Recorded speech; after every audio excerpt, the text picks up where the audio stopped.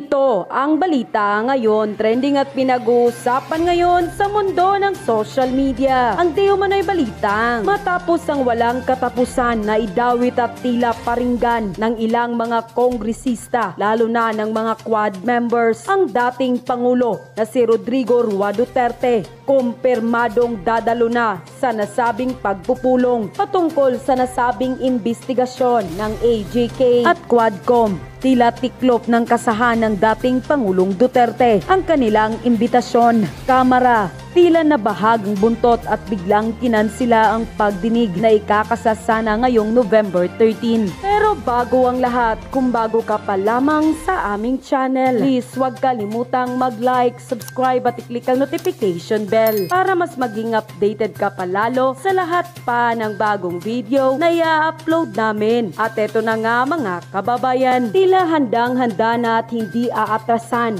ng dating Pangulong Rodrigo Duterte ang ilang kongresista, partikular na ang miyembro ng Quad Committee na siyang tila magpailang beses na dinawit at binatikos ang pangalan ng dating Pangulong Duterte sa investigasyon ng AJK noong kanyang administrasyon. Tila maghaharap-harap sila ng mga kongresista tulad ng Manila Representative na si Congressman Benny Abante na magpakailang beses na binanatan at tila binatikos ang dating Pangulong Duterte at tila pilitang may mga human rights violation di umano ang kanyang naging programa laban sa kampanya kontra droga. Tila tahasang pinanindigan pa umano ng ilang mambabatas ng Quad Committee na dapat ipaliwanag raw ng dating Pangulo ang kanyang sarili. Lalo't tila ikinanta raw siya ng mga dating gabinete at opisyales na kanyang inupo sa panahon ng kanyang administrasyon. Isang araw lamang ang lumipas matapos lumabas ang pahayag ng kongresista na si Benny Abante. Tila tahasang sinagot agad siya ng dating Pangulong Duterte at tahasang pinatunayan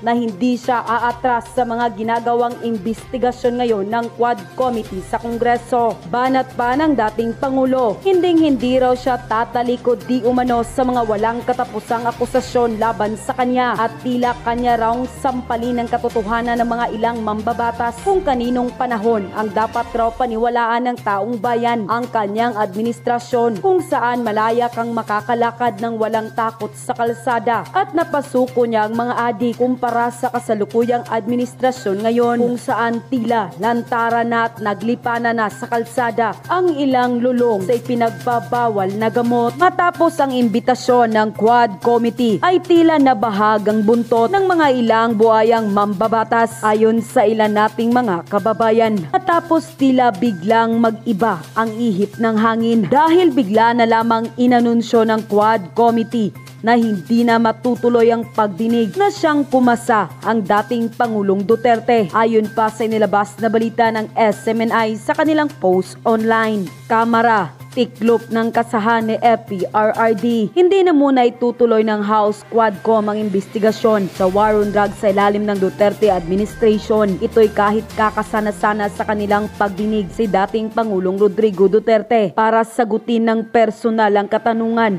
ng mga mambabatas. Sa halip na sa November 13, mauurong na sa November 21 ang investigasyon. Humingi naman ng paumanhin ang Quadcom sa dating Pangulo. Unquote. Tila tiklop ng kasahan ng dating Pangulong Duterte ang kanilang imbitasyon ng Kamara. Tila nabahag raw ang buntot at biglang kinansila ang pagdinig na ikakasasana ngayong November 13. Komento pa ng ilan sa ating mga kababayan, takot silang mabalikan ang issues nila Alam siguro ni former president mga background nilang lahat. Nag-aral muna sila ng law, abogado kaharap nila. Baka lang magaya kay Risa Barria lang alam sa batas. Paghahandaan ng Quadcom yan, lalo na ang script, light, camera, action. Sila takot at natataranta kung ano-ano ibabato kay Tatay Digong. Pero si Tatay Digong isang salita lang taob sila kasi puro mga sinungaling yung mga Quadcom at kurap. Hindi pa daw kasi sila nakakagawa ng mahusay na script pantapat kay Tatay Digong. Wait daw muna at gagawa pa sila. Saka need pa nilang mag-rehearse din. Kailangan yung aktingan na pangpamas pa. Baka sakaling mauto pa nila ang taong bayan kasi nga makakaharap nila isang abogado at prosecutor na naging mayor, congressman at presidente ng Pilipinas, kaya postpone daw muna. Hinginig na siguro ang mga yan. Ang akala nila uurungan sila ni PRRD, mga duwag. Ano na naman kaya ang mga lulutuin nilang affidavit? Tagal na nilang tinatago si Garma. Mukhang nahihirapan na silang kumbinsihin si Garma para magsinungaling. Unquote. Oh! Anong nangyari? Mga bahag pala ang buntot nyo eh. Diba? May nabasa ako mga lods. And just tell me if it's true. Pero naipost sa Politico na page. Basahin natin.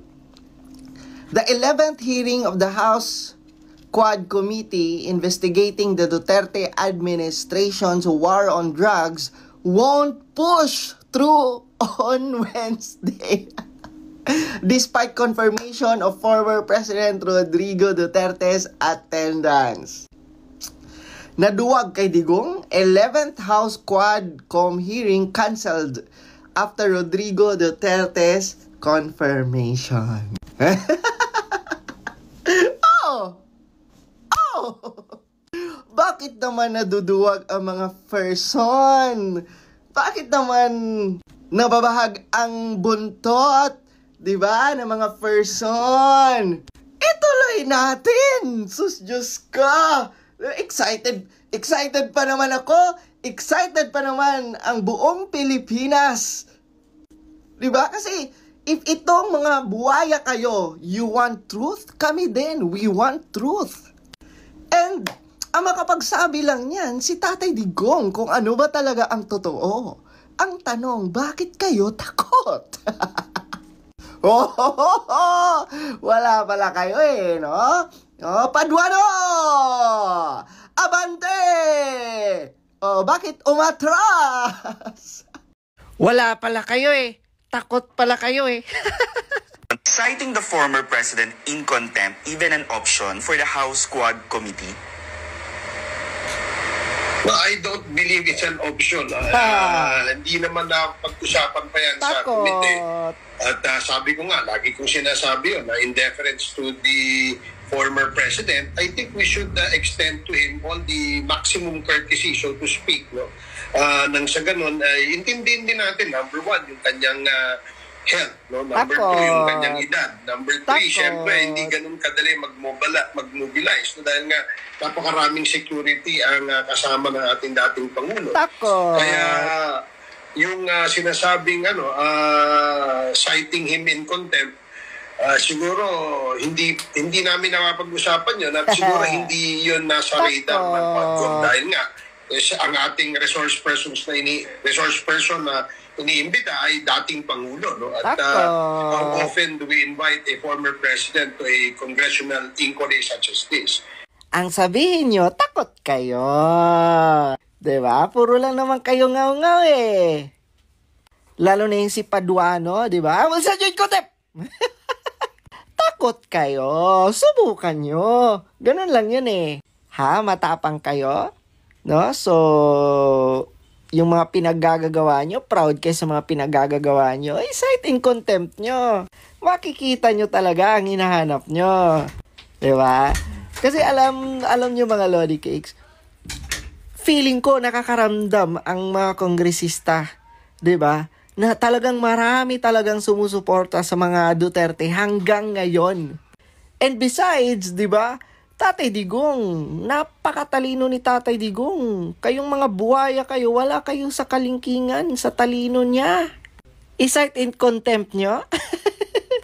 Tandaan yung mga buhaya kayo, hindi lahat kaya nyong manipulahin at hindi lahat kaya nyong utuin, di ba? May mga oras din kayong mga hinayupa kayo. Alam nyo mga lods, nakita ko na ang senaryo eh, di ba? Pag may makabalik lang na Duterte, magsipuntahan na kayo sa mga lungga nyo. Kasi lahat ng mga maling ginawa nyo, babalik yan sa inyo. Makakatikim na naman si Dilima, sabi ni Tatay Digong. Isa rin tong buang na ito, Dilima. Bakit ka galit na galit sa akin, hindi man ako ang nagkulong sa'yo? kahit ako ang presidente, I don't have enough power to put anyone in prison. Bumulong si Bato sa akin, sabi niya, tapos na ang hearing, may mga ebidensya, may mga witnesses, and even your own bodyguard testified against you. Jonel! Kaya ka nakulong. Kaya I am wondering, bakit ka nakalabas? Dapat di ka na pinalabas kasi wala ka namang ambag sa bansa. Tomo! Ay, nako sa bakwin, nakatikim ka na naman kay Tatay Digong. Tama nga mga lods, no? Bakit sinisisi niya si Tatay Digong, di ba? Na in the first place, may mga ebidensya, may mga witness against sa kanya. Di ba? At ang pinaka-powerful na sinabi ni Tatay Digong dyan sa statement niya, dapat di ka na pinalabas kasi wala ka namang ambag sa bansa. Ay, meron naman Tatay Digong, meron naman yung scandal. Nakita ko to mga lords, malungkot na katotohanan, pero this is the truth. Si Tatay Digong restored the image of Marcos administration. Marcos administration, PBBM, destroying the image of Duterte family. Apakasakit, apakalungkot na katotohanan, but that's the truth. Kasi 'di ba, pansinin niyo nung campaign period pa ni Tatay Digong, no? And at the same time, nung tumungtong na as president si Tatay Digong, ano ang ginawa ni Tatay Digong? 'Di ba? Pinakita niya sa atin na tunay na bayani si Apo Lakay. 'Di ba? Kaya doon nag-start actually. Pagpasok ni Tatay Digong, doon nag-start. Bumango, no? Bumango ang pangalan ng mga Marcos. Kasi 'di ba ilang years kinamumuhian ang mga Marcos, yung pangalan ng Marcos, 'di ba? Pero nung 'di ba, tumungtong si Tatay Digong as president, ang ginawa ni Tatay Digong, 'di ba? Hindi niya kinalaban ang mga Marcos, bagkos. Bagkos, 'di ba? Parang binild up pa ito ni Tatay Digong. No, pinalibing sa libingan ng mga bayani si Apo Lakay. Tapos marami siyang mga clips and yung nagtotok si Tatay Digong na pinupuri niya si Apo Lakay. And mag-i-honest ako sa inyo mga lords, ako din isa sa rason bakit na-curious ako at naniwala ako, 'di ba, na bayani si Apo Lakay at maraming mga magagandang nagawa si Apo Lakay. Isa sa rason diyan dahil kay Tatay Digong. Kasi 'di ba, wala siyang masamang tinapay kay Apo Lakay sa ama ni PBBM, 'di ba? Yung mga kwento niya sa atin ay magaganda. And imagine niyo, ilang dekada hinadlangan ng Pilipinas, hinadlangan 'di ba ng mga administrasyong nagdaan ang pagpapalibing sa libingan ng mga bayani kay Apo Lakay. Pero nung tumungtong si Tatay Digong, wala nang nakahadlang, pinalibing talaga. Pero ngayon, grabe mga lods, kinikilabutan ako. Ngayon, anong ginagawa ng Marcos administration sa mga Duterte? Nakakaano eh. Diba? Marirealize mo, ganyan pala ang Marcos. My God! Ang mga Marcos, they are doing everything. Diba? Para masira lang ang mga Duterte. And feeling ko mga lods, may agenda yan sila. At gusto nilang manatili talaga na pangmatagalan sa pwesto. Diba? Kasi palagi talaga nilang sinisira ngayon ang mga Duterte. Grabe! They are doing everything. Yung mga Congress, yung mga buhaya, di ba? Tapos hinahayaan lang ni PBBM. No, hindi siya nakikisali para kunwari siya ang mabait. Kunwari parang wala siyang hindi siya yung mastermind. Pero yung laro nila, Marcos administration, yung laro nila ngayon, grabe. Alam niyo, convinced na talaga ako. Yung Tuadcom, yung hearing nila, napapasko na, hearing pa rin ang hearing. Convinced na ako. Gusto talaga nilang siraan ang mga Duterte. Convinced na ako dyan. Kaya tayo mga Pilipino, no to Marcos na. No to Marcos na. Kitang-kita natin ang pag-uugali ng mga Marcos na pag nakuha na nila lahat at nakabalik sila sa pwesto, yung mga tumulong sa kanila, pag sa palagay nilang threat sa kanila, sinisiraan nila. Yan ang Marcos administration. Ito mga Lods, I have a serious question sa COMELEC. COMELEC! Ito, COMELEC. Tumingin ka dito sa picture na to, COMELEC. Kasi sa totoo lang, there's something wrong dito, COMELEC eh. COMELEC, allowed na ba? 'Di ba? Kahit nag-file na sila ng candidacy, allowed na ba na mangampanya? Sagot, COMELEC. Sagot. Kasi ito, Benhur Abalos, gawa, hindi salita. Parang may shade pa dyan na iboboto siya. 'Di ba? COMELEC, 'di ba? Kasi 'di ba may proper time para mangampanya. Kasi sa totoo lang mga Lords, no, grabe. Hindi ko na masikmura ang mga pinagagawa nitong mga hinayupak na to.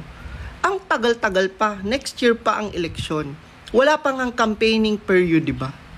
Correct me if I'm wrong, wala pang campaign period, 'di ba? Dapat dinidisqualify ng COMELEC itong mga ganito eh. Hindi lang kay Abalos. And in the first place, di ba hindi na siya ang DILG secretary? Ano pang kaipalan itong pinagagagawa niya dito? See? Di ba? May plano talaga yan sila mga Lods.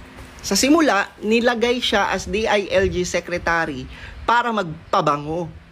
Kasi ang plano nito, tatakbo sa senador. Grabe. Ang gandang formula.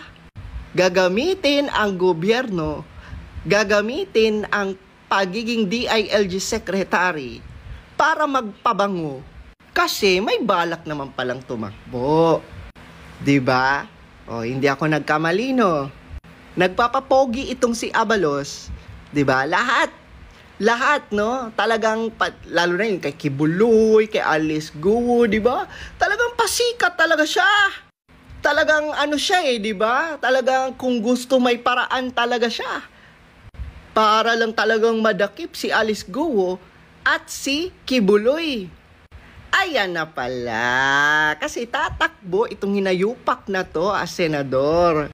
Tapos itong COMELEC, COMELEC, ano to COMELEC, no? Hindi ba to labag? Labag to. Kasi kahit ako na ordinaryong tao, alam ko, 'di ba, na hindi pa campaigning period. Sobrang layo pa ng eleksyon. Kasi nabasa ko sa rules nyo din, para sa mga national candidates, magsisimula ang campaign period mula February 11 hanggang May 10, 2025 na may kabuuhang 90 days. See? Ano na yan, COMELEC? Sa bagay, hawak kasi kayo di ba?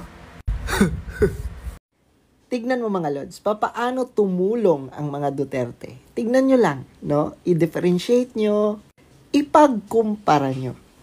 Diba? So, nag-post si Manong Polong Duterte. At ang post niya, alam mo nang sabi niya? People of Davao loves Bicol. Ay, basahin natin. Samahan niyo po ako na ipanalangin ang Bicol sa panibagong banta ng bagyong Nika at maging iba nating kababayan. Salamat sa grupo na naging daan upang makapagpadala ng munting tulong sa ilang lugar at eskwelahan sa Bicol, gaya sa Triangulo Elementary School kahapon matapos ang Cam High School. And tignan mo naman yan, nakita nyo yan, people of Davao. Ganyan tumulong, Romualdez.